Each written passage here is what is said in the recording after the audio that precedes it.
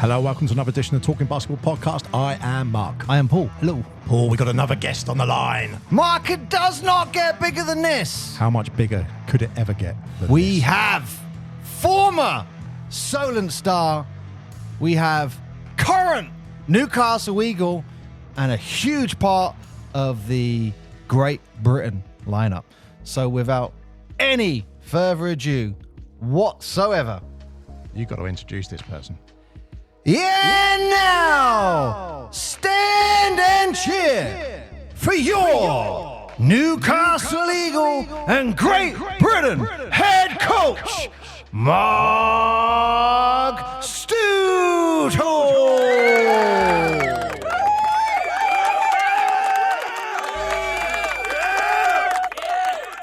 Mark, welcome.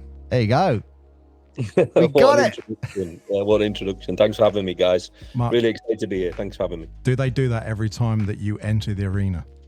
No, but I think I'm going to encourage that. That should be something moving forward, right? To try and We can cut the audio clip. We'll send it to Paul, and then he can pipe it in the ceiling. So just as you walk in through the reception area. yeah. I usually walk in with a spring in my step, but hey, sometimes okay, yeah, maybe that'd help. That's the one thing as head coach, isn't it? You get the players and it's like, yeah, now stand and cheer. And they get the thing. And then once they've all been introduced, it's then like, and your head coach for the Newcastle Eagles is Marc Steutel. And your And it's court just- official, the Assistant coach is the ref today. Just tails off.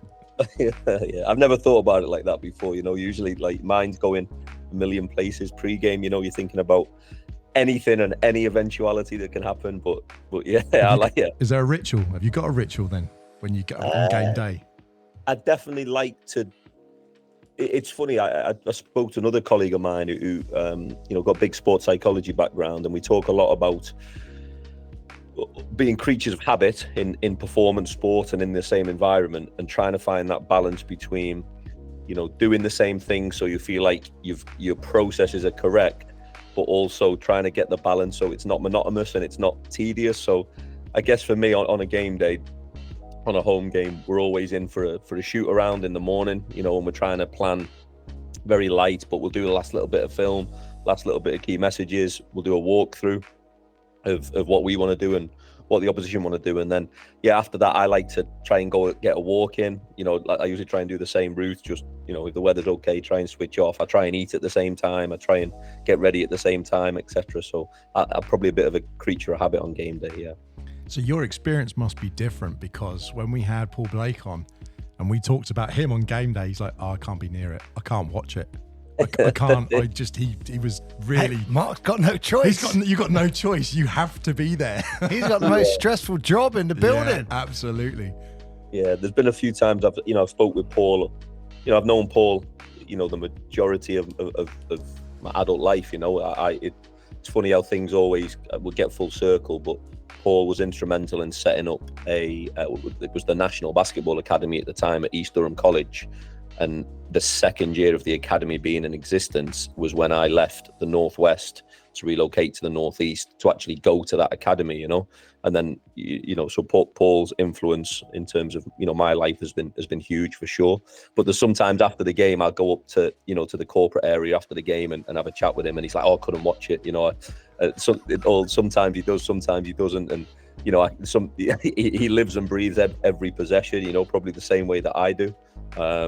But yeah, I mean, it's funny, that you talk about the pre-game and, the emotions that you feel. The time that I'm most relaxed is when the game starts, because that's the bit that you feel like you're really present, and you're trying to influence, and you're trying to impact the game in any which way you see fit. But when the game starts is actually the bit where you've got nothing else but other than just to be present and try and think about fixing things. So in terms of like the emotions and how I feel, when the ball gets, I say that to everyone, when the ball gets thrown up, I'm good. And I know I'm quite an emotional person anyway, and I can be quite demonstrative at times, but when the ball gets thrown up, usually is the bit when I'm, most present. Oh, wow. That's really interesting. I guess that's focus and like flow or something like that. The psychological process of flow where you're just in the moment of right, play. I've never considered a coach going through that cycle, when you listen to players often, I've never thought of the coach going through its own cycle as well.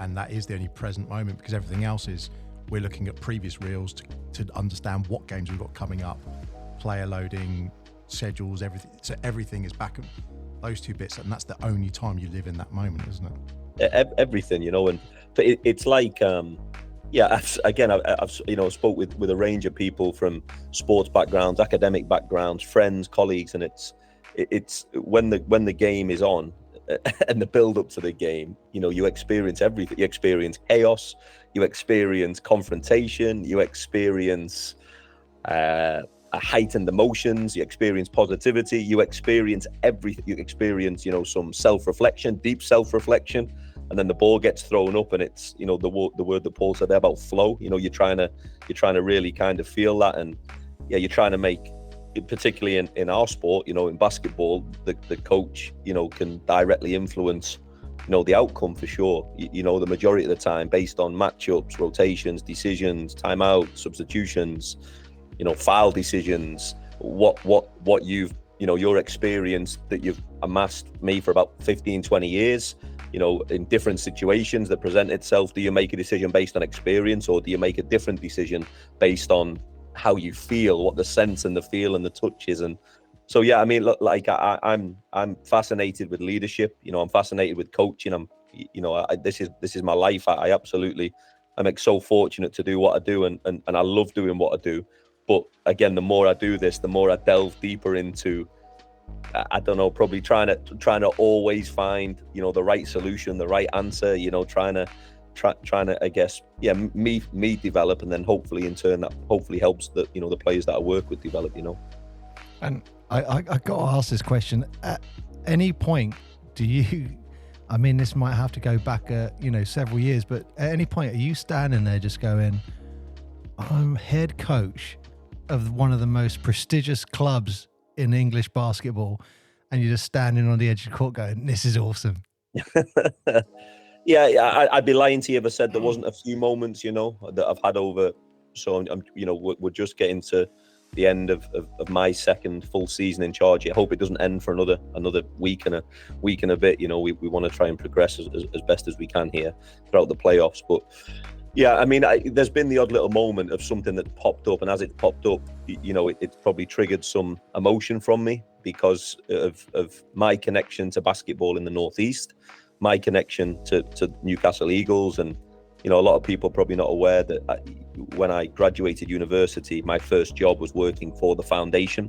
And I was out coaching basketball for Newcastle Eagles Community Foundation for a year, and then I moved on to Time Met College, which was set up in partnership with Newcastle Eagles. So I led the academy program there. I then coached Northumbria for a successful period, which was also managed by the Eagles.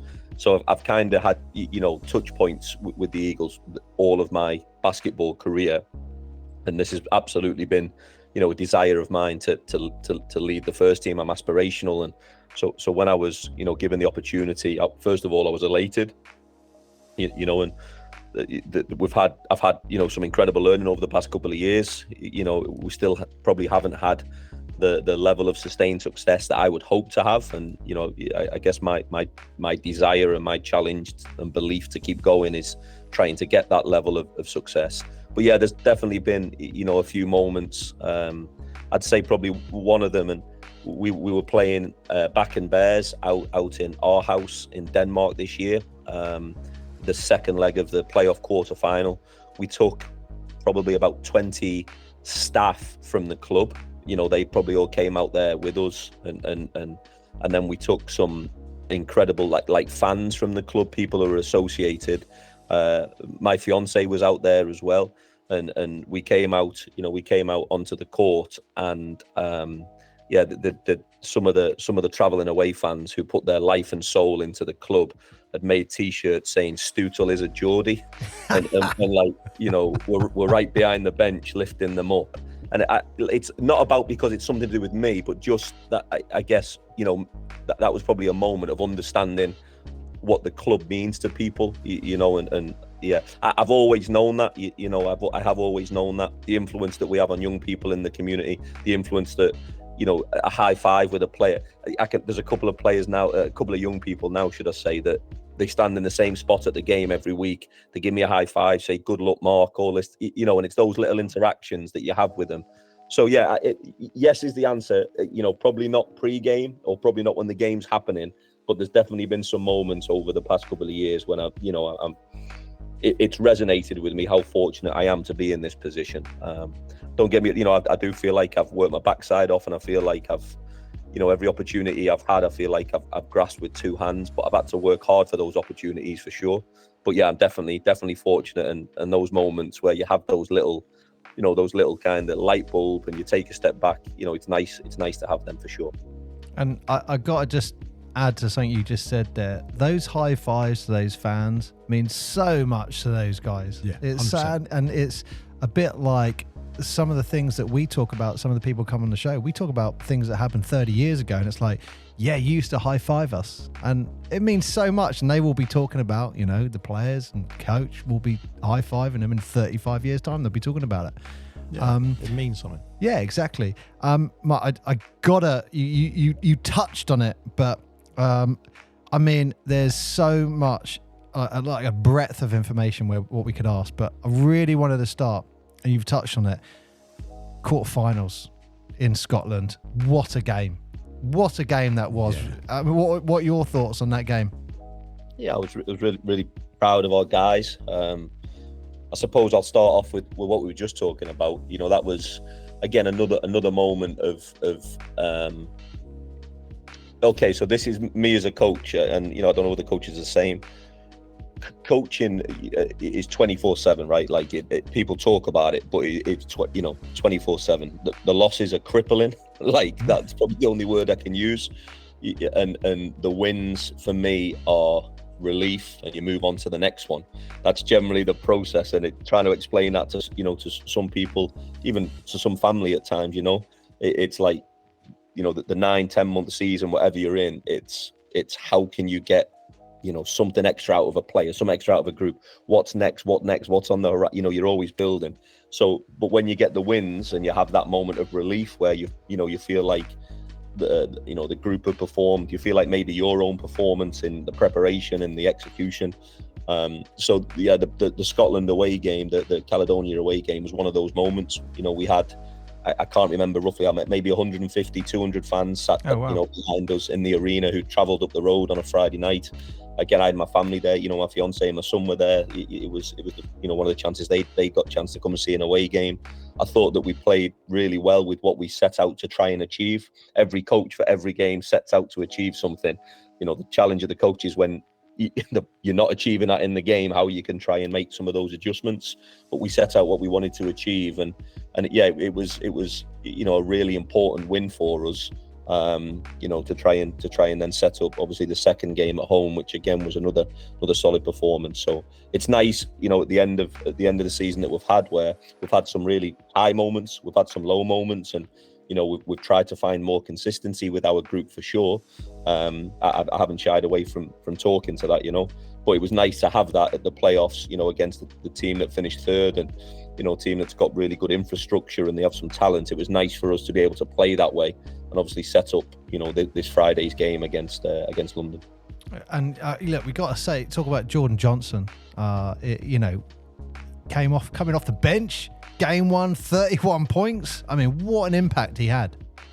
I can't tell you how much I love working with JJ. I can't, articulate that enough. He's he's a pro. He's probably how I'd describe it. He does his job.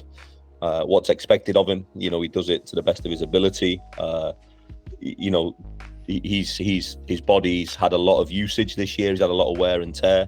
He's actually played through some quite significant knocks that people are not, probably aware of. And when he's going and, use the word before, flow. I used to use that, from my lecturing days as well. When he's playing with that flow and he's completely engaged and immersed in the moment, he's as close to unguardable in our league as I think there is.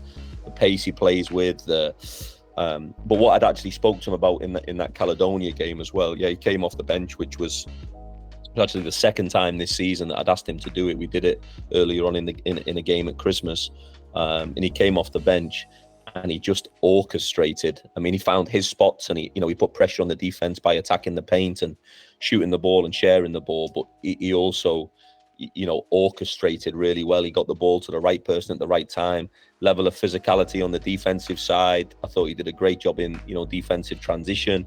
But yeah, so I was super proud for JJ for sure. Showing that, like, look, I'm our team's top scorer, and I'm able to embrace this role of coming off the bench because it's about winning, it's about team success. And yeah, he just did it like an ultimate professional. Yeah, I love seeing players like that who are integral pieces of a team coming off the bench. I absolutely love it because, like you said, it sends a message to everyone else. I'm playing whatever role the coach wants me to play, and look, he comes off the bench, and what a great game he had. But yeah, I gonna go back to what you said. The fans traveling to Scotland as well. I think out of the entire quarterfinals, those traveling fans for that particular game came across on TV really well. Yeah, I mean, of course I'm biased, and I was watching the Leicester Sheffield series. I was watching that, with some intrigue, and it looked like the way in which they played back to back. I think fans went one way and then fans went back the other way. So, and for me, when I'm watching that, it seems, that's great for the league. Genuinely, I think when teams are building that fan base, and they're able to, kind of go on the road with them. And credit to the Caledonia fans, they came down to the Virtu Motors Arena on Friday, and they did a good job as well with some travelling support for those guys. But of course, I'm biased, and I'm proud of that. But when we get the Geordie fans on the road and the noise they make, it was loud. We played obviously up at Play Sport in Caledonia. What a fantastic facility that is! A fantastic facility in terms of the fan zone, etc. We played up there obviously a few times prior, and one of the games that we had was you couldn't hear anything. It was electric. You couldn't hear anything in there. So the home fans did a really good job in that game. Amazing. But for sure, our fans in that one were awesome, absolutely awesome. So yeah, massive shout out to them. And that was again a nice moment for them, following us on the road, and yeah, getting a good playoff win. And getting those 2 wins were fantastic, but you're now going up against champions of the league. What is it? 3 losses they had in the league at the end of the season. Yep. And you know what we said off air was, could Newcastle go and steal game 1? Because if game 1's stolen, it all goes out the window then. Yeah, game 1's big. Nothing else matters to us other than the 40 minutes on Friday night. Nothing else. It's an obvious statement, but yeah, nothing else matters. And we obviously set a lot of team goals at the start of the year. You review those goals, you keep going, and some of the goals that we set, we haven't achieved them. It's funny, as the European campaign for me was a bit of the unknown. You have ideas and you look at the teams, but to get as close as we did to the Final Four against Bakken, who they came into that competition late after dropping down from the FIBA Euro Cup, and they're a well-respected FIBA Euro Cup level team. So to get as close as we did against them, a 5-2 record in the group, all that stuff was amazing. But it was some of the British Basketball League goals, we haven't achieved what we really wanted to do. I feel like we've made progress and we've developed, and but yeah. So obviously the playoff final is one that pretty much most teams would set out and say we want to get to. All roads to London have to go through London. So we understand. That's a good way of putting it. Yeah, we understand the challenge of that. And the way I look at it is, obviously there's 18 teams in the Euro League. London finished in the semi-finals of the Euro Cup. So let's say you extend down to the top 14. London legitimately say we're one of the top 22 teams in Europe. Yeah. That's how I look at it, and you see the level of talent they have, the resource they have. They're coached really well, they're really organized, they're together, they really are together. So they're a tough, talented group for sure, but all I care about is 40 minutes on Friday night of trying to play an Eagles basketball game. And I know that when we're at the absolute best of who we are and what we can be, I do think we can, cause them problems. Is it like, a mammoth task? Yes, as it's shown for everybody this year domestically, and as they've had such a good Euro Cup campaign, it's a mammoth task. But yeah, I've been really happy with, I guess the step up that our guys have had over the past few weeks in physicality and playoff basketball as such. So we need to take another huge step forward again on Friday. But yeah, preparation's been going well to this point. And I hope you don't mind me phrasing it like this, but all the pressure is on London. All the pressure's on them because they're the kings of the castle at the moment. And they're playing at home. All the pressure is on them to win that game. Yeah, I mean, a few people have commented on that, and I don't disagree with you. I think my job, I always try and focus on us, and my guys will laugh at you talk. I always say it's about us in every game. It is, and saying that in certain situations, they've got some ex-NBA talent there. They've got Euro League level talent. They've got domestic guys. They've got foreign guys. There's a connection with a few of the guys there, with me personally, with the GB team. So I understand, who they are, and whether they feel that pressure or not, it's not my place to comment. I just know that, we want to, again, we've set out certain areas, statistically and targets that we want to achieve in the game.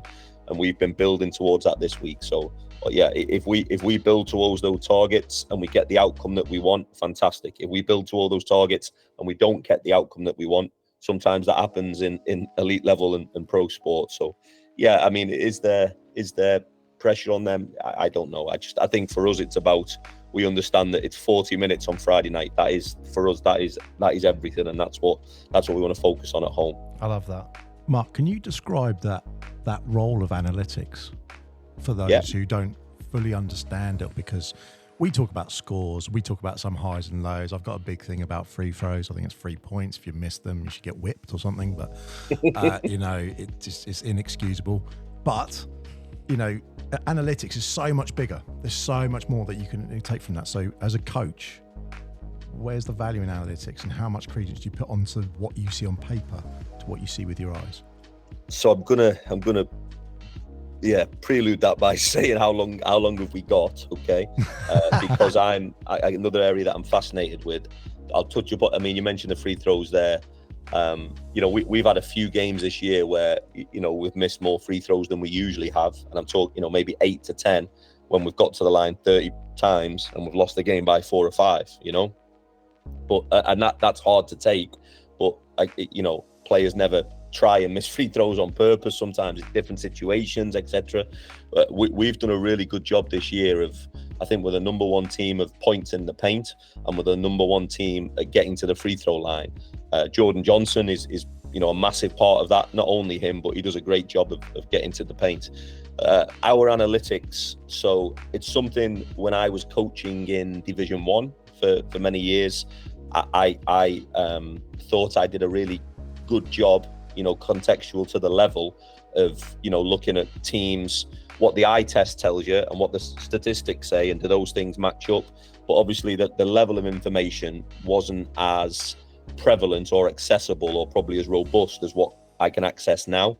I need to have a massive shout out to the GOAT of performance analysis, is Adam Sewell, who is a South Coast legend. So he worked with Solent Kestrels and Matt Guyman. He worked there, I want to say 5-6 years, when they went on that crazy run and they got to the BBL trophy final. 4 years in the NBL as Div 1 champions. Yeah, correct. In a row, yeah. We brought Adam along with the Great Britain national team in like 2018, I believe, 2019, and he's now our, since I've been fully appointed head coach, he's now our head of performance analysis. So what Adam has done is actually build me an app. So I've got it on my desktop here. It's a little Newcastle Eagles app, copyright Adam Sewell, as it should be. And what that does is I say to him, these are certain areas that I think are important in the game, and I want to bring these to life with my scout reports, my scout templates. And essentially we get the live stats every week. I put them into this app, this is my technological spiel. I click the button and it spits out a wealth of information that, it does a comparison on team style, team play, pace, effective field goal percentage, rebounding percentage, assist to turnover percentage. Because sometimes, right, people look at rebounds per game, but it's not relevant, because rebounds a game has to be looked at in terms of the pace and the style of play. It's not just about the number of rebounds, it's about the percentage available with a comparison to the style of play. It does really effective visuals for the players on what the players' preferences are in terms of, do they get to the free throw line? Is it assist to turnover ratio? It's like little cool visuals. So that helps me out a lot. With the national team, we've started to take it further, and I don't want to give too much away, but there's a certain style of play that I try and implement with the national team, and what we look at within that is how we control certain parts of the shot clock, what we're trying to achieve in different phases of the shot clock, and what our efficiency is. So Adam's literally just in the last week just done a load of work on that. And again, that's helped me as a coach. It's then that balance of what the numbers say and what the eye test tells you. And I think that's the other one. And the reason why I'm going to continue to shout Adam out is a lot of my work. So I've got a master's degree in performance coaching from the University of Stirling. So I did a lot of work throughout that process in looking at performance analysis. And a lot of it at the time was paralysis by analysis, where sometimes players feel they're overanalyzed, right? Like we were just talking about. Yeah, we were just talking about free. There was a lot of work, probably not in basketball, but a lot of the work that I was studying at the time was in Premiership rugby. And it was about, players going in every day and they've got the monitors on and it tracks their distances, etc. And some of them feeling like, well, this is actually to the point that's becoming debilitating for me. It's paralyzing me, because it's like constantly measured, as opposed to taking out of somebody being in flow. So for me, there's a balancing act with what I start off at the week. Like, we're looking at London this week. We obviously know London's an offensive juggernaut, no question. But I start off with this wealth of information. I then think, what's the most pertinent, and how can I filter that down, and how can I get my messaging correct with the guys throughout the week, and then use the statistical stuff to support that. So yeah, it's a wealth of information out there, but it's something that I'm fascinated with, and it's something that's important for sure. Well, we need to get Adam on the show. That's a show in itself, isn't it? I'd love to see what that looked like, because that would just be, just seeing like you've just said, like a turnover, and then what offensive points are created from that turnover. Because if you're turning over loads but you're not getting anything from it, there's one thing. If you're getting steals, it's like all those things make so much difference, don't they? Those factors that are not usually captured in those ways.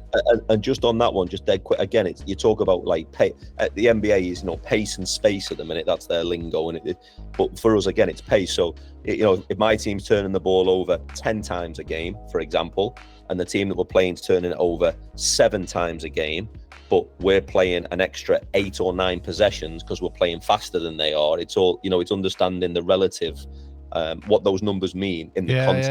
Yeah, and just understanding your delta on that. So you've gone full money ball. Yeah. You've gone full money ball, spreadsheets, everything going on. Because when you're looking at Sky Sports or YouTube or whatever it is in the game, you could look at that then and go, 10 turnovers against 7. But yeah, but then you've got the analytics. Mark's looking at it a different way. He's got levels in that level. But then you've got, like you've just said, you've got to put that human eye on it, and you can say, I know they're having a cold streak. The second that they get hot, I mean, we've seen it in the NBA with someone like Jamal Murray, and he was burning hot in some of the playoffs. And the last game he scored 8 points, just like fell off a cliff. But he's almost like NBA Jam. Once he's getting in that corner, and he gets in that pocket. He's hitting shots that he really shouldn't hit. For sure. And that's what stats can and can't give you, I guess, can they? And then, beyond that, it's like the tendencies, right? Certain players in the league, will take no more than 2 dribbles left and they're always going to cross back right. Some players in the league, if they're, I won't name it, but if there's a player going right, that player in the pick and roll is looking to get downhill and finish. If the player's going left, they're going to take a step back and shoot. So it's like the players understanding the tendencies of the player they're guarding. And in the post up, again, I won't say, but certain players, they get to their left shoulder.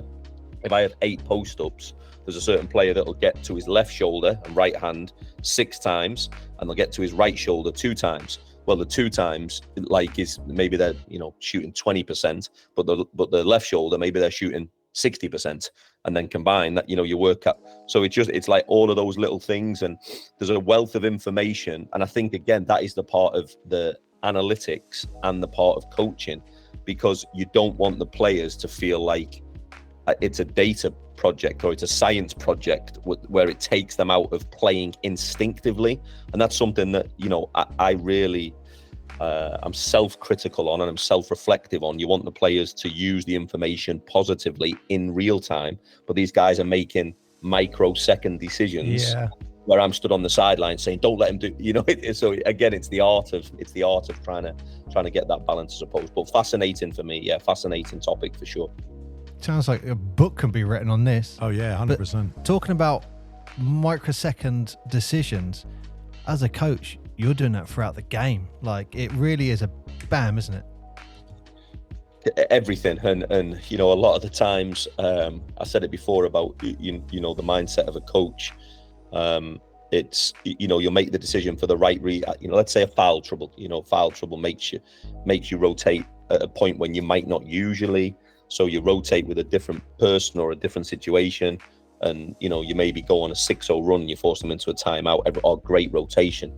You might make a different rotation the next game because of foul trouble, and you go on a minus 6-0 run, and it's not a good decision. Well, actually it is the right decision, but we didn't get the right outcome at that.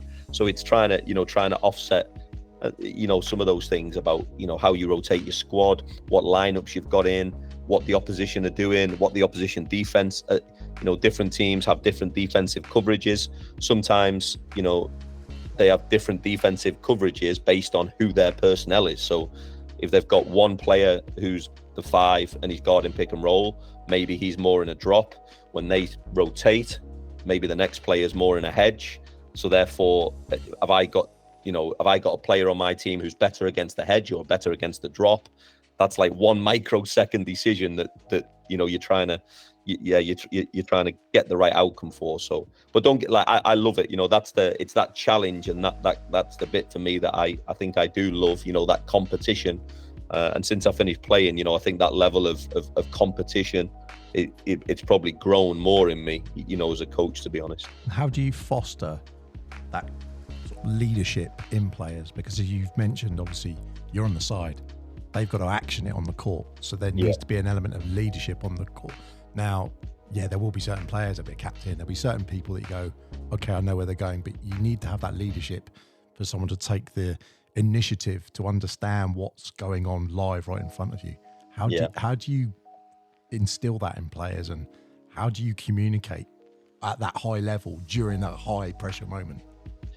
So there's probably that answer for me is probably layered based on my experiences at some of the environments that I've worked in, because some of the environments have different constraints, right? So generally, I've been with the senior men's national team for 6 years now, but a lot of that experience is 7 or 8 day windows. So everything that you do there, less is more. You're trying to build a team in 7-8 days. You got 3-4 practice sessions, the ball gets thrown up, and you're going to play Greece, you're going to play Germany, you're going to play Turkey. So I still believe in that massively, but I am exceptionally purposeful with, right, this is the next phase of practice, this is what we're doing. I need your group to discuss this. What have you discussed? Why did you discuss it? Purposeful with off the court meetings, purposeful with my interactions with them pre-practice, purposeful when they're having, really trying to think about how you can develop that with the pro team. That's something that I'm still reflecting on, how I can maximize what I do. But it's probably similar. You obviously have captains, but for me, I stress that leadership is everything. Leadership is how you do your job. I'll quote a wise coach friend of mine, Jackson Gibbons from Kohler, who is one of the most incredible people I've met. He's beyond inspirational, and he talks a lot about the work he does with some of the young people he works with on teaching people to be followers, because in society everyone says you've got to be a leader, but in our sport sometimes people know they have to know when to follow and when to lead. And again, for me, that was like a light bulb moment of, no, he's absolutely right there. You need to understand when that, who might be a more dominant person and needs to lead in this moment, who might be a quieter person who needs to lead in this moment. So I do a range of things on and off the floor that try and promote like what my core values are, what my core beliefs are. And then when I've done it with younger people, I don't want to say it's easier, but you're trying to provide them role models, examples, etc. But yeah, so to be specific with the pro team, we focus on how we communicate, when we communicate, what the right time is. We're trying to focus on what we're communicating about, what leaderships look like. Leadership for us is bringing our values and our behaviors to life, and what that actually, we've got the words all around our changing room, what our core values are this year.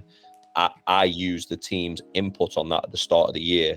We then get it blown up and we bring them to life. And sometimes at the end of the game, I'll talk about something statistically or something happened and say how that links in with our values. And, you try and bring it to life every day. So it's not just words that we talk about, it's something that people, can sense and feel. That's a big part of I guess, my beliefs. This is amazing, Mark, isn't it? Fantastic. I was sitting there, picturing myself sitting there listening to Mark going, yeah, I'm ready to go out there, coach. do you think would you have a signature coaching philosophy then, would you say? Yeah, so again, I don't know if it's been a blessing or a curse. I think at different times in my career, it's probably helped where, like I say, I've had for 10 years, I had a dual career where I was, lecturing in sports coaching and coaching mornings and evenings and weekends. And so, this idea of a coaching philosophy, I felt was, I'm not being disrespectful now, but here's my philosophy. And if I put it out on social media, then people say how good I am because this is my philosophy. And I think we live in a society where social media is massive, and it can have a great impact, and it can, if it's used positively, it can be used to help people share and develop.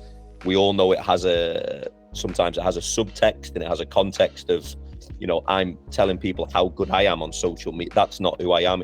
I've never been that way. I'm not a self-promoter as such.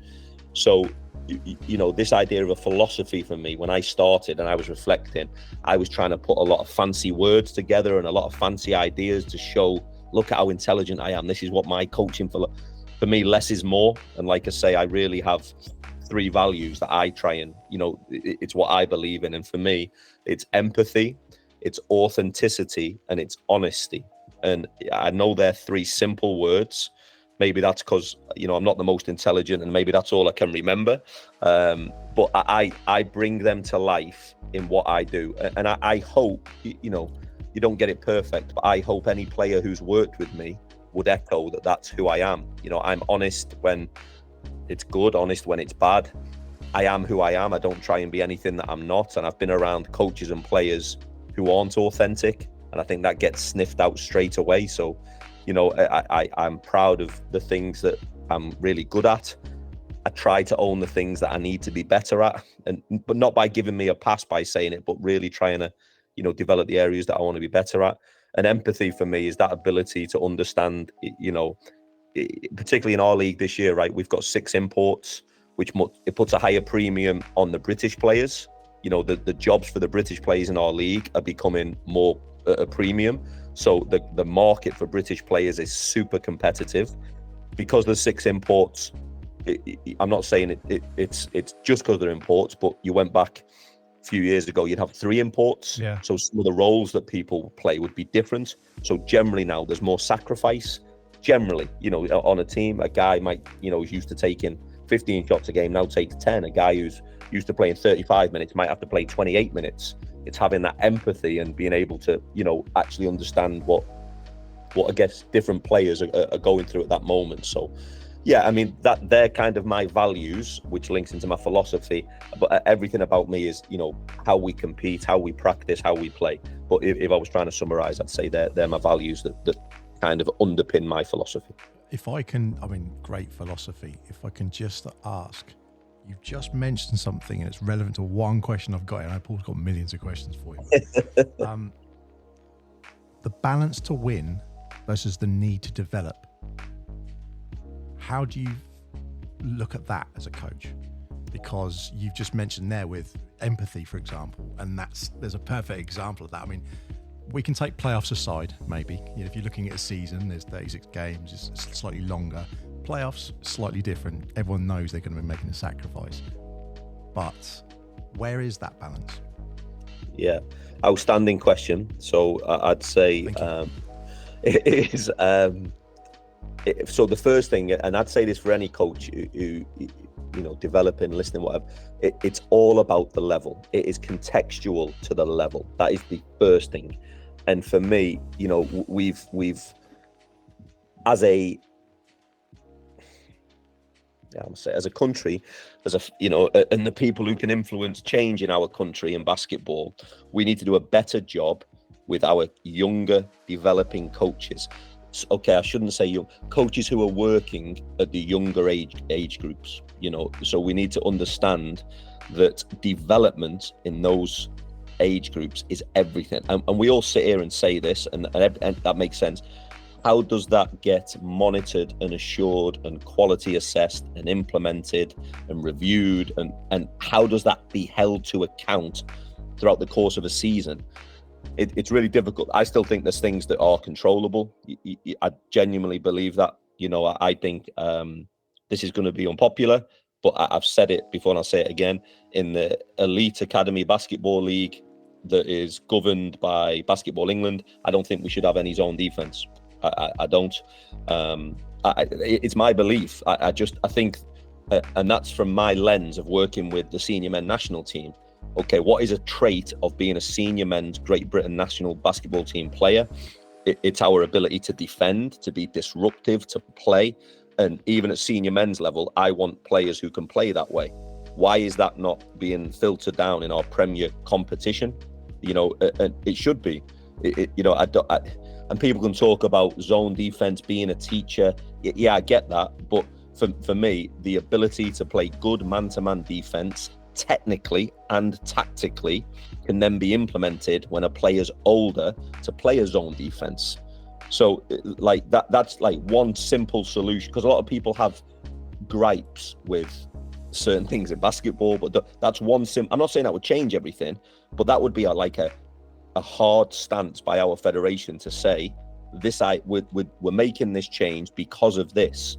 Because this is what the senior men's team believe in. This is going to filter down. Now, don't get me wrong. I play some zone defense with my pro club right now, but that's because my sole job right now is to win basketball games. And every pro coach, you accept that responsibility. But it's when that gets filtered down, and because we have an abundance of information out there, is there someone who's coaching in the Midlands, off the top of my head? I'm not anti-Midlands, I need to get that out there, but it's someone who's coaching in the Midlands and they see some zone defense on Twitter and they say, I'm going to go and put that in with my team because that's good. It's we need more support on that. So the balance for me at my level is, and it's probably every coach in the British Basketball League and every pro coach further afield, I want players to develop. I was actually talking, I won't tell you one of my guys, but I was actually talking with him today at practice. And I said, do you feel like you've developed in these areas that we've set out to? And one-on-one conversation, just me. And he's like, yeah, I do. I feel like I've developed in this and this. We set out to do this. I feel like I've got better. Now, I want that because I want that player to know that I care about his development. And I do. That's not just words. That's great to hear from a coaching perspective. It's great to hear that from a player as well. No question. It's all going well for the coach to say, I think you need to do this, but I believe in the player's voice in saying, look, I need to improve in this. Can we work on that? And we do that at the club. We have a focus on individual development, but not at the cost or the compromise of the team. So it's something that I still want to get better at in my current context. I don't want to say it's easier because when I was coaching in Division 1, I had one US player, and then I had one British player who was over the age of 26, and then I had 10 British under 25s. And people said to me, you couldn't win Division 1 with that group, and we did. We went and won Division 1 with that group. Don't get me wrong, I was uber competitive and I wanted to win because I was like trying to mimic professional environments, but I was also developing players. I was trying to make sure that they were developed. And there's times I've got it wrong, when I was at the academy, there's times I've got it wrong because at that age, I only did what I knew from a player. So I just think that for me is our biggest area to how we improve, and what we do. And I was again the other day. I was out running. I was listening to a podcast, and it was Goran. Was it our one? Talking basketball podcast, of course. There you go. Good plug. Let's get that out. Yes. Good plug. I'll edit that. And he was just talking about his development. And again, I've been fortunate to see some of these European countries and how they actually teach and how they develop. And we don't care about pick and roll at this age. We don't do pick and roll because it's too easy. Under 12s, we don't do pick and roll because you do it in under 12s game, they go score. What we're going to do is spacing concepts, footwork, dribble drive, get an advantage. There's not so what again. So it's something that we need to do better as a nation for sure. And I'm talking holistically now, and generally as a nation, it's something that, again, at my level, I still am trying to get the balance right with that individual development and teaching and what's needed, for winning. But I think every coach just needs to understand, what is the purpose of me coaching at this level in this context, and what do I need to do from there? Wow. Love that. And love Mark, I can confirm, local league, Portsmouth Fury, we always play Man D. Always.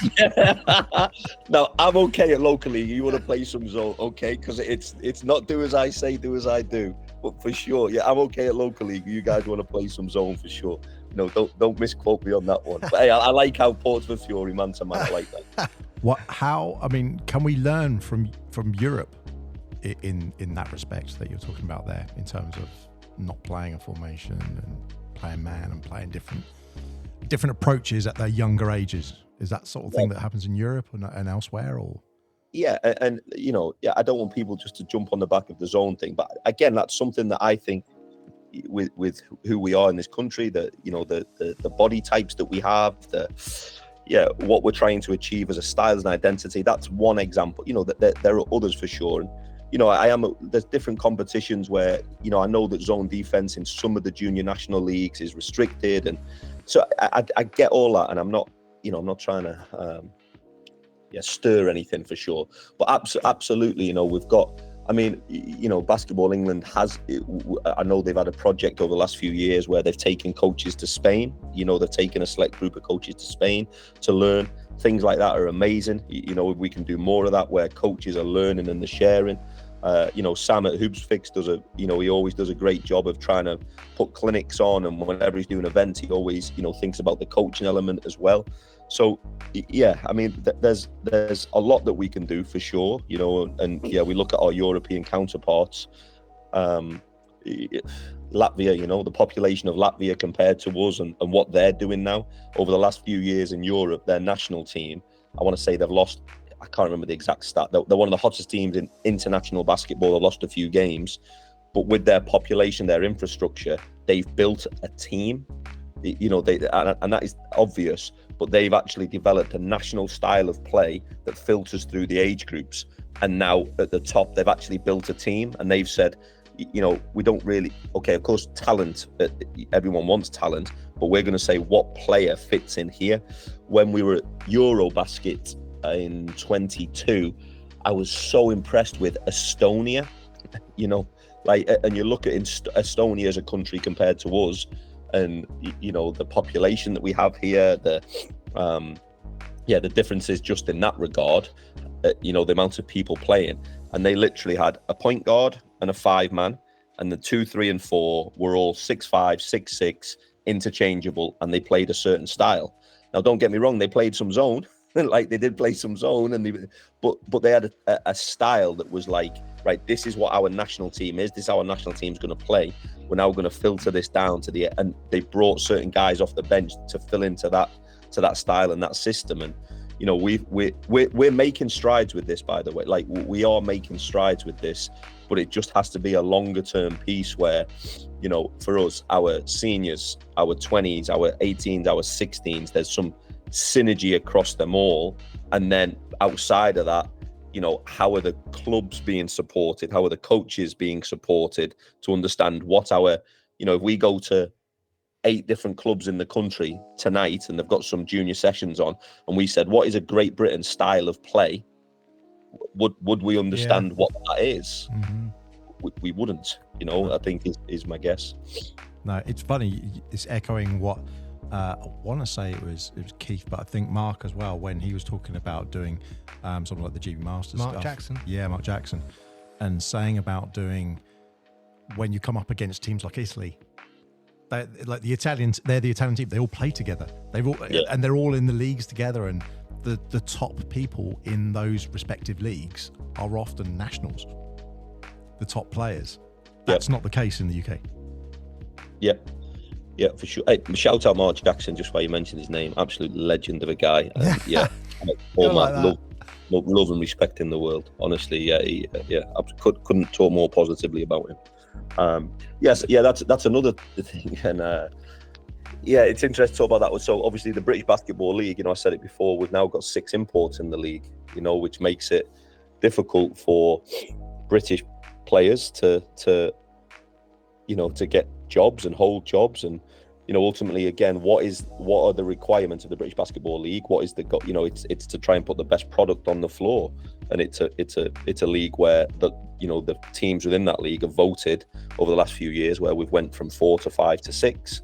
Brexit has an implication on British players around Europe. You know, that does, in terms of what sometimes there might have been a British player, maybe they've come out of a small Division 1 and, you know, a mid-power Division 2 school, and maybe they've then went to Leb Silva in Spain to play for a year or two, and they could, but now now they're in a different market. Now they're competing against different pros to go and do that, you know, as opposed to being like an EU player.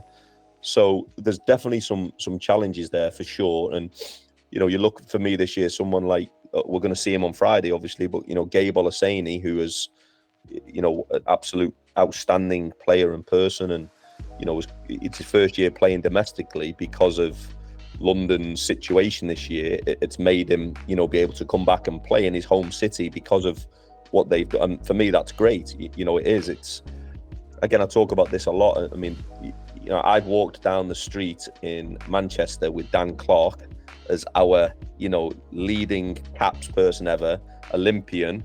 You know, literally, you talk about what it means to be a GB player. He's epitomised that for longer than I can imagine. And, oh, bloody hell, do you play rugby? And I know that when he's walking down the street in Madrid, you know, he still gets mobbed now for a shot that he hit for a Estudiantes 14 years ago. You know, he still gets, like, because that's ingrained in their culture, right? Yeah. So, it's I guess it's things like that. And how do we try and continue to develop that, you know, that where people understand the player and they've got an emotive connection to the person, and then maybe that helps things grow. You know, I can't help just add, just for Mark's benefit, how many people I've told today that I've been got an interview with Marc Steutel.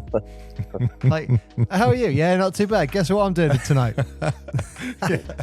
It's like, thanks, Mum. But listen, you're talking about community and that people recognizing, and one of the things that we've been so impressed with was Newcastle, how the venue's been, you know, spoke with Paul and taking us through the whole journey, how Newcastle have had that 10-year moving from Sunderland, coming across, then getting the grounds, building that, the academy, everything all in place. And there's community driven, there's a whole sustainable focus was the wording that he was really using, wasn't it? And you look at that and you see then a clip on TV and the fans are going mad. It's at a packed house every time. And you think, okay, is that the model for GB? But is that what we need to emulate all around the UK? Yeah, I mean, Paul will articulate it a lot better than I can, and he's a lot more experienced in this world than I am in terms of the clubs and the infrastructure. But yeah, I mean, that's something that, again, the club, Paul, Sam, and other people, the management team in the club have done over a massive, 25 years, I think, this year, in terms of, Paul's ownership of developing a market for basketball that wasn't there, competing for our space in that market. And, it comes from participation, it comes from building your audience, but that's done by people getting a hook to the game. We were talking before about those interactions. Our guys, they do a Hoops for Health program. I've been dead proud this year of the feedback that we've had this year has been outstanding. And I say it to our guys, and you've got to understand this for a player, like just the reality of it. Maybe we've come off a loss, maybe we've had a tough practice session, and they finish, they get some food, and then they're out in the schools for a couple of hours, and maybe they got to drive 30 minutes, and they got to go. Sometimes, like, as a basketball player, that can add a load, but then the feedback that we have is outstanding. These players are role models in the community, men's and women's team, by the way. It's good that we get them both out there, and in turn, hopefully that continues to build a market and build a fan base. We need more of that in, more markets across the UK for sure. It's funny when you were talking there as well, and I'm talking about, development of coaches. Something that, again, our club has done really positively over the past, 2 years and longer. But since Ian McLeod has moved into the role that he's in now, again, I'm practicing on one court today with the guys getting ready for Friday, and he's on the next court with, 15, 18 coaches going through some on-court development. And I'm there going, that's what we need to be doing more of. It's great that he's able to lead some development. Coaches are sharing experience with, because even at our club, coaching is, you're siloed by nature. You're off in a session, and then you're off to another session. You're off on how do you, unless you're extreme, and what you reflect against interactions, the more that we can, coaching is amazing. It gives you some incredible high moments, but it is hard. And most of us in the UK are not coaching because I've got a Ferrari sat in the driveway. Yeah. We're coaching because of, I guess, the desire to help, to inspire, to lead, to develop. But it is hard at whatever level you're coaching at. So yeah, that's something that I'm like, outside of the work that we do as a club and the structure that we have as a club. And to go back to Paul's question before about, sometimes those moments that you have, I've had a few of them. I've had it where I've been on the balcony at like 4:00 on a Wednesday, and there's an academy game going on one court. There might be a walking basketball session on the other court, and there's a school session on the other court. And I'm just like, this is awesome. What, we've got this under the same roof. This is awesome, so I'm really proud of what we do, and I'm proud of the the small part I have within that of coaching the first team. But any chance that I get to, like you say, have those interactions and hopefully help inspire some of the youth, it's really positive. And I think you definitely could say that the Newcastle infrastructure is arguably the blueprint for the rest of the country. Yeah, that's what I was saying. Like, you look at the league must look at that and go, if every club can take that model and just say, this is how to have a sustainability. You need a decent venue. You need to have everything behind you. You need to have these academies set up. You need to, and what you don't need is badminton lines. You do not need Get rid of those things off the court. Get rid of them straight away. You a fan of badminton, Mark? Now you've said it, so I don't care. Absolutely not. It drives me crazy. Honestly, it drives me crazy. Some of the, when you get to some of the courts and it looks like a London tube map. It's funny as well. Some of the US. Thought of it like that. Yeah, they're like, what the hell is? I actually, when I was coaching as a junior, out of spite, I was like, right, if they're on the court, I'm going to use them. So I developed some like little practices, ball handling practices to use them, but I wouldn't call them badminton. I refused to say the word. I was like, if they're on my court and they're messing it up, I'm gonna my court, as if you know what I mean. But anyway, They're training lines. Yeah. yeah. They're not even consistent colours ever, are they? You can go to a different gym and they'll be like, oh, we're playing to the blue line. It's like, well, no, it's the black line. No, that's the different court. Okay, I don't know.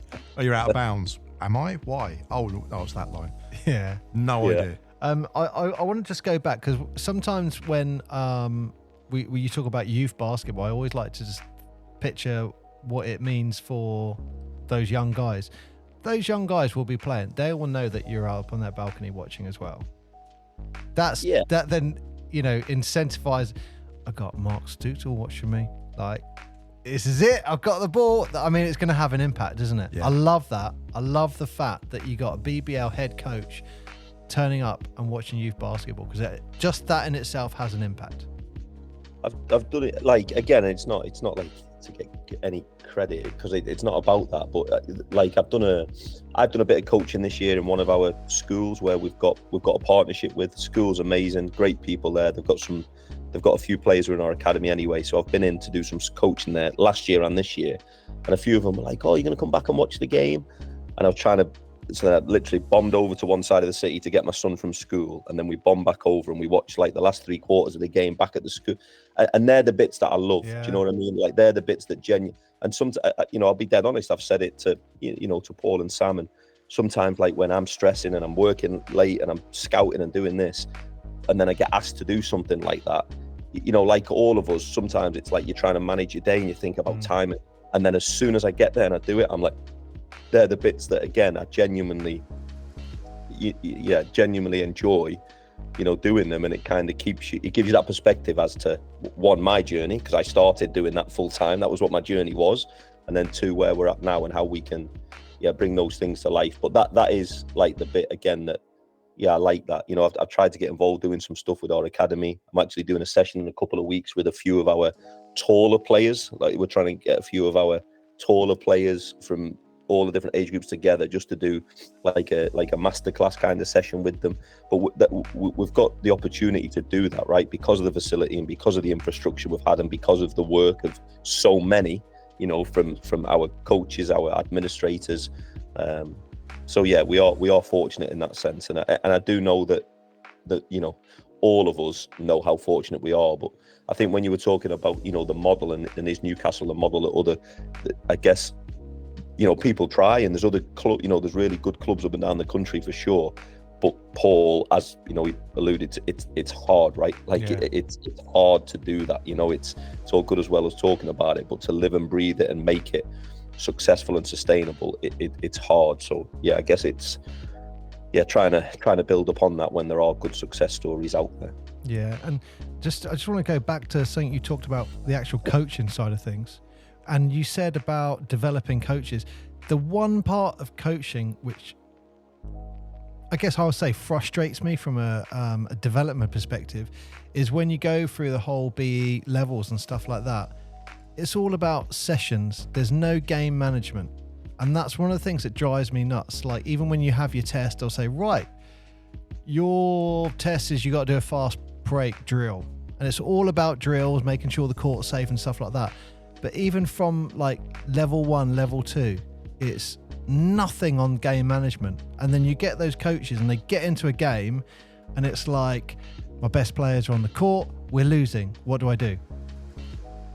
Yeah. So another, I feel like you're trying to, you're poking the bear here with a few of these topics, because it's stuff that's dear to my heart, and it's stuff I've spoke to and worked through. And again, these are just my ideas, so I'm not saying it's definitive or in any way, shape or form. But for me, when you look at coach development, there's formal and there's informal, and they both have their weight in how you do it. Informal is your qualifications. You look at our qualification system and what it's trying to achieve. And this is, I'm not being disrespectful, but this is the matter of fact. You can go on a level 2 coaching course, which our country states that's what you need to be a head coach of a team. And on that course, you might find 4 teachers, 3 parents who've been roped into it, 4 aspiring coaches, and a mix of other people. And that's great. Like, every person there is trying to better themselves. So I'm not talking disrespectful about any person, but then you've got a person delivering the course who might be trying to tailor what the syllabus is, exactly what you've said, go and teach this, etc. But how do we actually get more out? Every coach development, I was fortunate from 2013 to 2015, I did the FIBA Europe coaching certificate. So basketball, I'd not applied with Basketball England, was successful. And that meant that I went to Ukraine, Turkey and Italy, and I followed the under 16s, the under 18s, the under 20s each year. I had tasks to do in between, 70 coaches from across Europe. I got to listen to Pablo Lasso, Pesic, Janis Dravec, all of these elite coaches doing clinics. Amazing. But the bit that was the most important for me was sitting on the bus to a Portuguese coach and asking him how he teaches this. And then in the bar at night time, having a lemonade, talking about, okay, well, what would you do? Exactly what you've just said, game management. If you're up 3, and do you foul or do you not foul? And what's the benefits? And that was the bit that was so important for me. And again, I've still got that now. I've still got a network of coaches now that I still talk to. Hey, look, just pick your brains on this. I'm dead fortunate where I've got that. That for me is the most important part. So I think, again, it's like, you look at some of the other countries' coach development pathways, like in Canada, like our level 3 course here, which is, your advanced, whatever it might be, it's compared to the Canadian system, just picking it out where they've done really well in international basketball, completely different. We have a shorter duration and a shorter assessment, whereas the Canadian, it's more robust. And then you have to attend a certain amount of licensed events to keep your license. Now, that's not saying that we're trying to not qualify coaches, but then it's, well, actually, what is the need for you as a coach? If I'm a PE teacher and I'm a rugby specialist and I want to go and get better, do I get that from doing my level 1 in basketball? Yeah. Well, no, I've got a piece of paper that says it's good, but after I've done the course, what else am I? So, yeah, the way in which, again, coach education and coach development is structured, probably needs a bit of a rethink for sure. And I'm going back through like the last half an hour of everything I wrote as you were talking. You were talking about when you were coaching in the NBL in Div 1. I got to ask you, was it goaltending? I'm trying. I've got a game Friday. I'm trying to have a good mental state here. You're bringing me back to that one. I was watching it for so long, just like, is it not? But you know what? The one thing I took about that game, which I really loved, which was before the refs got together and they were being swamped, you took all your players away from the refs. And that's what I took from that moment, because you come on the court, you goes, guys, come here, bam, all the players turn around, come straight over to the bench. And I loved that. That was just a moment of leave them alone, let them make the decision. Obviously, they made the decision that didn't go in your favour, but you can't see it from the video, I don't think. I don't know, but I mean, you had a better view than I saw on the video. So what I'll say as well is, as much as you give me some credit for trying to diffuse it, I was not proud of my actions when the call didn't go our way. So yeah. I didn't do any, nothing completely untoward, but the next day I went with my tail between my legs and apologizing for my actions based on, I was just exception. I've said it before, I'm an emotional person, and that we had an emotional group that year.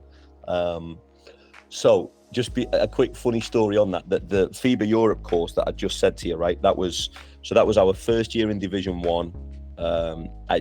We'd actually beat Reading. Reading actually beat Worthing in the final after that, and we'd beat Reading just before that game. I felt like we had a chance against them, but anyway, you look at it. So that I remember the 51-50, the score. I remember it to this day. And we didn't play well the whole game. We couldn't find a rhythm. We hit a jump shot to go up by 2 before that last possession. And this goes back to coach report. This is all linked in. So I don't know if you know what I did then. Worthing had the ball on the end line underneath our basket. I believe it was Coach Danny Hildreth who actually spoke to this week. I believe he was coaching Worthing. Obviously, Cam is a GB player, and I've got all the time in the world for Danny. He's always been exceptionally gracious and a good guy with me. So yeah, he calls a timeout. So what I did, thinking it was the right thing to do, and this is what the theory would say, is I subbed a player into the game who hadn't played in the game, but he was like 6'4", 6'5", really athletic, and I subbed him into the game to guard the inbound. I then put 4 of my taller players on, knowing that we were going to switch some of their actions, thinking that we can switch and be disruptive, and everything was switch, like contact switch, to make sure that there's no distance between the ball and you. We hard contest everything. We're good to go. So the player that I'd subbed in, he's putting pressure on the end line. They get the ball in to Hank Rivers, I believe was his name, and he then shoots the shot.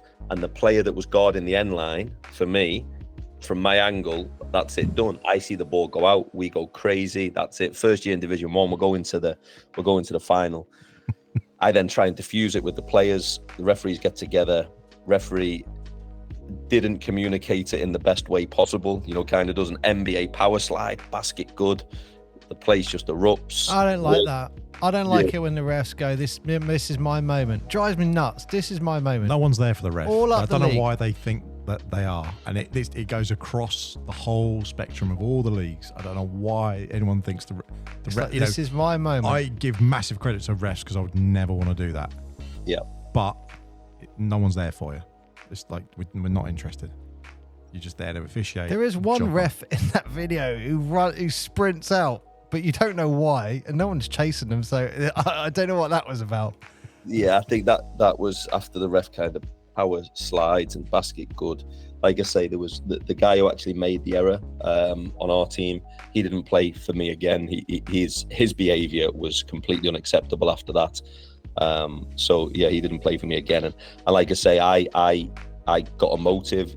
I was verbally kind of disrespectful to the refs, verbally disrespectful to the referee assessors.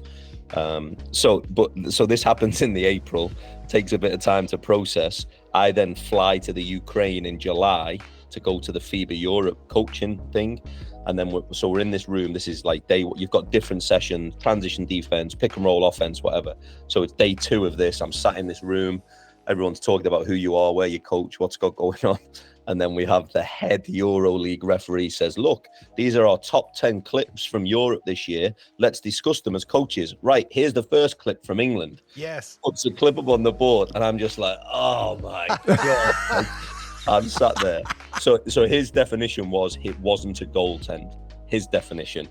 But with a caveat of out of all the clips he showed us, it was the most challenging one because of the letter of the law and the way that the ball moved and the net being touched, etc. So, but look, again, you take a step back as a coach and you say, you wish you could have controlled a few more possessions before that. But I did not expect that question tonight. That's a good question. Well, I really liked in a post-interview question for that game, your response when someone mentioned that moment and you went, what about the rest of the game? Forget that moment. We didn't play as good as we could have done for all the minutes until that last 3 seconds. I really like that because I thought that said something about your mentality as a coach. Yeah, thank you. Yeah, I think that's kind of, I try and, we learn from it, right? Like we learn from everything, and I've tried. Still some I'm trying to get better at, and there's some outstanding officials who communicate really well.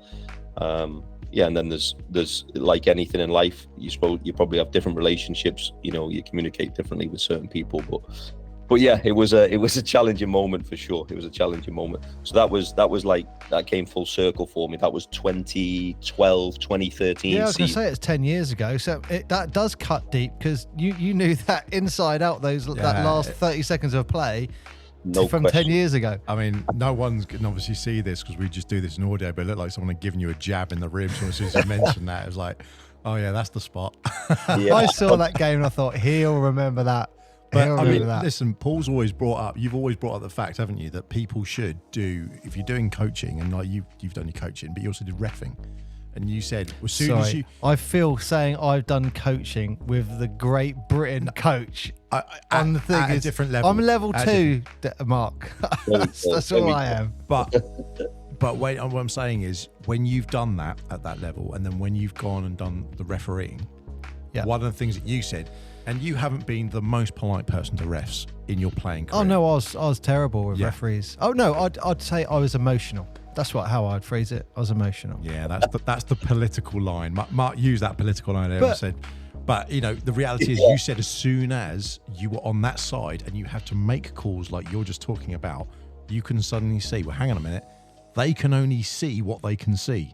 You know, you can only do what you can do. If you don't know it, you don't know it, and you can't see it. And also, really tough. They, as a ref, you're making a split-second decision that you are really criticised if you make the wrong call. And yeah, it's all the emotion that you're trying to imagine. It's the emotion of yourself trying to remain calm, the emotion of the players, the emotion of the coaches. You got 400-500 people, depending on where you are, screaming stuff at you. It's I always thought the best compliment anyone could have given me personally as a ref, I didn't even know you were here today, ref. And I was like, perfect. And the right team won. It was like, you know what I mean by that, but it was like, that was the best compliment, I think. For sure. Reffing is a funny one. I mean, I don't know internationally as much, but certainly when you look at domestic and you look at from lower league to you know, obviously the BBL and stuff, and even in the NBA, the accountability, I think, is the word. Really, that's a better word than what I said. Accountability. Can a BBL ref make a mistake? Would you let them get away with one mistake in a game, or do they have to be beyond reproach? No, for sure. And I actually spoke to the lead kind of assessor, if you like, for referees this year. And I get the exact number is going to slip my mind at the minute, but you know, we're not looking for 100% correct, accurate, because it's impossible. So I asked that, you know, what's the comparative for EuroLeague and NBA, and they're like mid-90s. You know, it should be mid-90%. But what I will say, and this is in defense of the refs, and I mean this wholeheartedly, there's two things about it. The first thing is, so we've competed in Europe this past year, and international basketball has it, and we have the technology really to do it, is about instant replay system. So in Europe, and we had it in the quarterfinal game. Oh right. It's another part of using your coaching. As in the first couple of group games, I didn't think I did a great job of when to challenge a call and when not to, and you can only challenge certain calls. And then the more I'd like look into it, and the more I'd read about it, I was looking at NBA who've had, like, you know, coaches challenge for a few years, etc. Is a lot of coaches would try and save your challenge for late in the game. Yeah. But the data would actually say, if you do try and save it, you end up losing it, and you don't use it. So if there's a call in the second quarter that you're definitive they've got wrong, you know, an out of bounds call, for example, use it then, and that, you know, understand the value of that possession. So I tried to get better with that stuff, and I actually used one in the quarterfinal that helped us out. It got overturned, it went the other way. But like, we'll be in our arena, referees will make a call. They're not trying to make the wrong call. They're not. No. You know, they've seen it served a different way. And then as they're maybe discussing it in our arena, at three ends, the replay is showing instantly. The fans are going crazy because it's obvious, and the refs might have a little sly looking up and going, oh. But so I feel for them in that regard. Yeah. That, you know what, we should have IRS. We should do, and it wouldn't happen every time, but it would happen at key moments, and maybe that, you know, would turn. And then the other one for me, like, again, it's probably an infrastructure thing. None of our refs are full time, none of them, and something like that. Again, that isn't their fault. And you know what it's like. Finishing the end. You know, a lot of these refs have full time jobs, and then they've got to travel to a game on a Friday, and maybe you know, what if they had the tea? I know it's little things, but like the Maslow's hierarchy of needs. You know, the humans, have they got food, shelter, what, you know, all that stuff in terms of getting there. Then right, oh gee, I'm half an hour late for the game. So look, don't get me that. For me, there's something there where we need to. It's all about communication both ways, and if the communication is respectful, no problem. You know, you're going to disagree and I'm going to disagree, and there's a few who I communicate really well with, and they communicate really well with me. There's a few that don't, and that's, you know, that's unfortunate. And they'll probably say the same about me. I don't communicate well with them, so, you know, we've got to try and figure some of that out, I suppose. But yeah, the biggest thing is we should have IRS. You know, we should have instant replay. Be able to. I think that'd make a difference, you know. I mean, the challenge thing's really funny, isn't it? I like the idea in Newcastle where there's been a decision and the refs come together and go, lads, just wait a minute, it's coming up on the screen. Yeah, that's Eagles ball. Okay, Eagles ball, let's go. Yeah, you just be like, yeah, but please don't be wrong, and then we've got to call it because everyone's seen that we've called the wrong thing. It's going to not go well. And look, we've all been in those stadiums arenas where you're sitting there and there's a call and you're watching it, and all of a sudden, boom. Yeah, you just think, We've all been there. But one thing I would say from a referee perspective that I've always wanted to see is consistency. Yes. As long as they're consistent, both end of the floors, that's all right. It's where you get a real physical team and they're letting them be physical, and then you get tippy-tappy fouls down the other end. That's where I would get frustrated. The other thing, just wanted to highlight, and something that we picked up on, was when you talk about when I was a ref, the one thing that I thought that was a strength that I brought, because I was quite an emotional player and I'd talk to a ref, I let that go with players. So if they would like, I'd be like, that's emotion in that moment. I'm not going to take that as a personal insult as a ref and give them a tee, which you see all the time. If there was an alternative universe where you could have met you, like you as a ref versus you as a player, you'd have been like, that guy is a complete a-hole. I'm going to just tee him up and bin him off. I'd let a bit of emotion go, even to the point I would say, your team needs you. Something simple like that, and you see their heads just go, okay. Give him a little cuddle. But I mean, look, you've said that about consistency, and like, they had it in the NBA, didn't they? With was it the Lakers stat where they said about free throws? Now, obviously, and they had, what was it, 7 times the amount of free throws or something crazy compared to anyone Lakers? else. Yeah. 500 more free throws. Something like that. It was just like, what? But now, obviously, Newcastle have got someone on their team who is pretty much crowned the and one, always driving in, drawing that foul. It's just going to happen. But that's different to one team always getting free throws. That's just a different thing.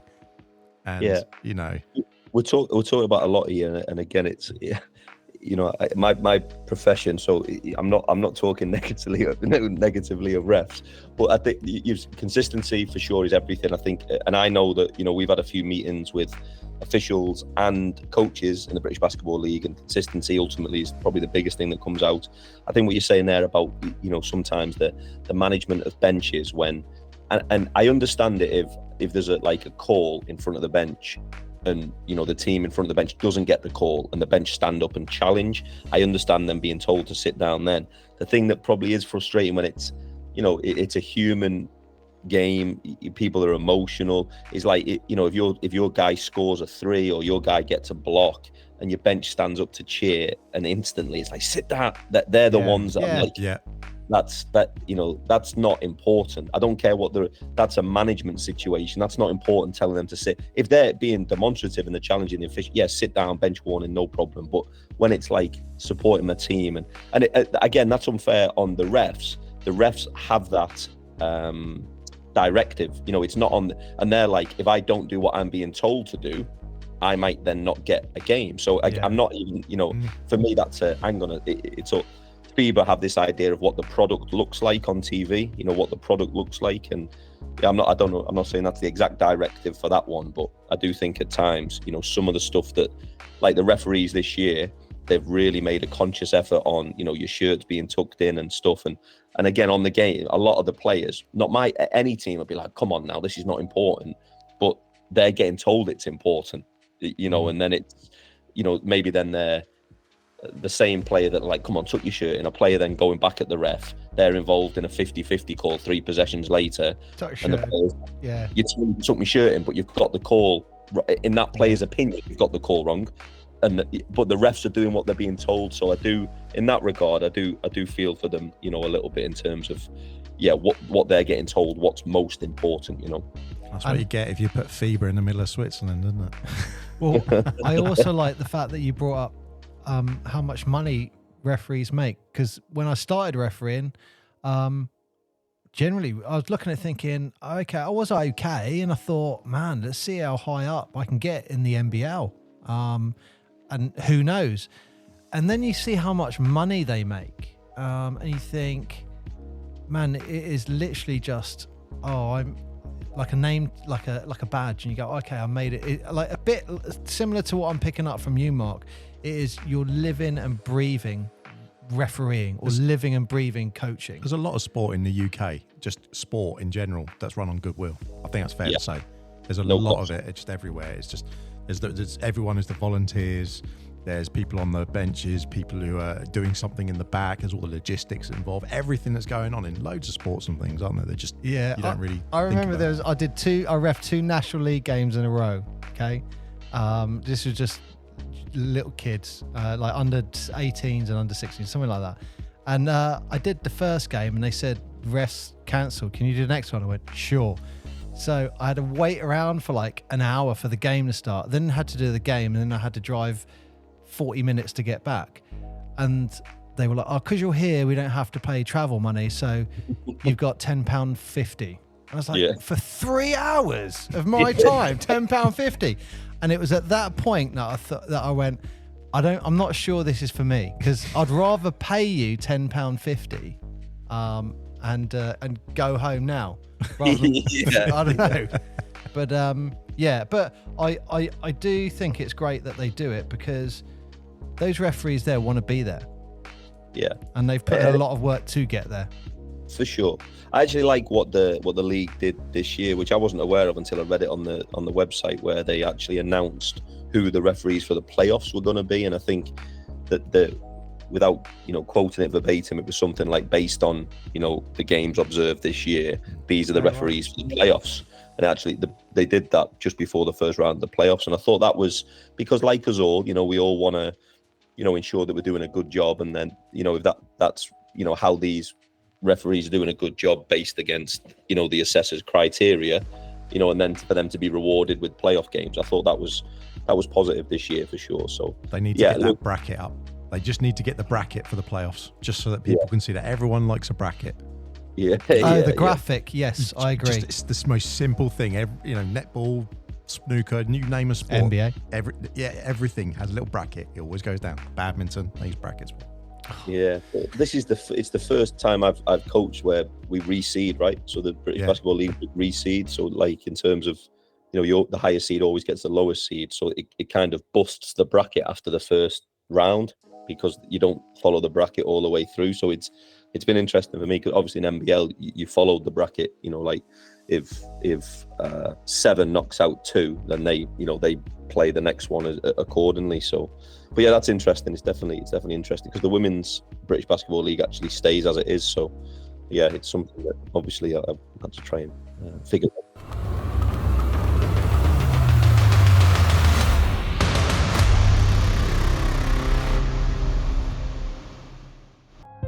Thank you very much for listening to this episode. That is the end of this part, but do not worry, because coming soon is the second part of this episode, and it will be available soon.